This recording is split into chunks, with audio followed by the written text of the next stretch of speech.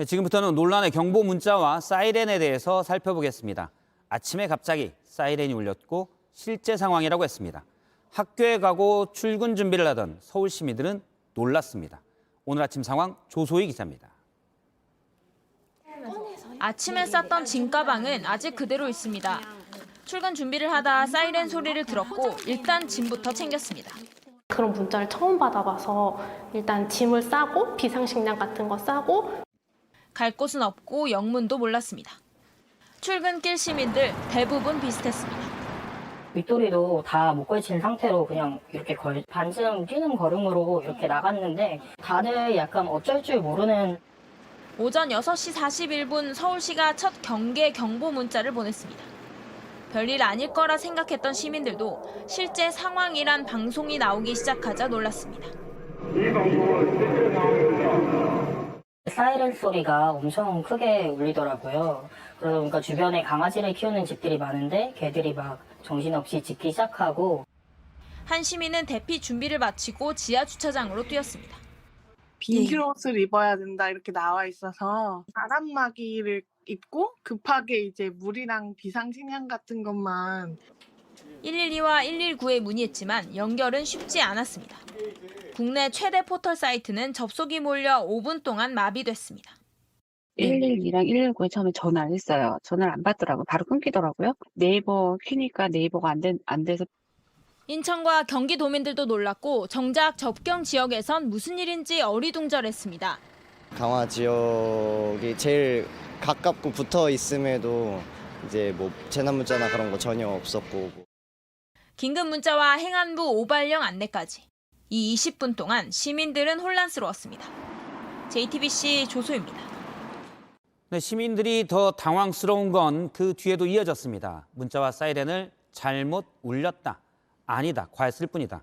행정안전부와 서울시가 하루 종일 신경전이었습니다. 정말 큰 사고가 난다면 컨트롤 타워가 작동하기는 할지 시민들은 더 불안합니다. 이은진 기자입니다. 이 방송은 실제 상황입니다. 실제 공습 경보를 발령합니다. 지난 1983년 8월 7일 대낮이었습니다. 거리엔 시민들이 오가고 봉황기 고교 야구가 한창이었습니다. 미국이 조종사 손천근이 망명한 순간입니다. 이런 경계 경보가 40년 만에 울렸습니다. 대피하라는 문자가 왔고 곧 사이렌과 경보 방송이 시작됐습니다. 음질은 좋지 않아 알아듣기 힘들었고 그래서 시민들은 더 불안했습니다. 첫 문자 20분 뒤인 오전 7시 3분. 이번엔 행안부가 오발령 문자를 보냈습니다. 정부 부처 간에 소통이 안 되나? 약간 그런 생각도 들었고. 비판이 쏟아지자 서울시는 행안부 연락대로 대응했다고 밝혔습니다. 오전 6시 30분 행안부가 미수신 지역은 자체적으로 경보 발령하라고 연락했다는 겁니다. 행안부는 곧장 반박했습니다. 경보가 내려진 100여 가운데 미수신 지역만 자체 경보 발령하라는 연락이라고 설명했습니다. 그러면서 서울시 논리대로면 다른 시도 자치단체도 모두 발령했어야 하는 것 아니냐고도 밝혔습니다. 그러자 오세훈 시장이 직접 나섰습니다.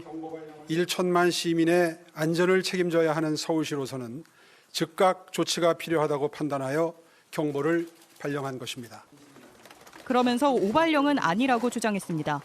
과잉 대응이었을 수는 있지만 오발령은 아니었다고 판단됩니다. 시민들은 혼란스러웠고 정부와 지자체는 더 우왕좌왕했습니다. JTBC 이은진입니다.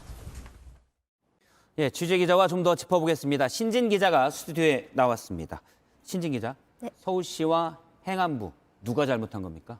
네, 서울시 문자 내용이 잘못된 건 맞습니다. 내용 자체가 틀렸습니다. 예. 서울에는 경계 경보가 발령된 게 아니었습니다.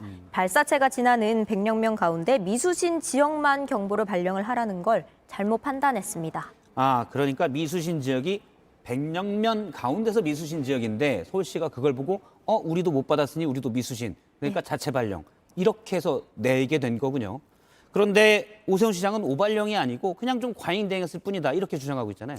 네, 상황과 좀 맞지 않는 설명인데 좀 억울한 면도 다소 있습니다. 짚어보면요. 오전 6시 30분 행안부 중앙통제소가 17개 시도 상황실에 지령 방송을 합니다. 일종의 내부 공지인데요. 서울시가 재난문자 발송을 하기 위해서 행안부와 그리고 서울 주변을 방어하는 수도방위 사령부에 전화를 했는데 받지 않았다고 합니다. 그래서 6시 32분 자체적으로 서울 전역에 경계 경보를 발령하기로 결정을 했고요. 다급한 상황이니 재확인 없이 문자 발송을 했는데 이게 6시 41분이었습니다.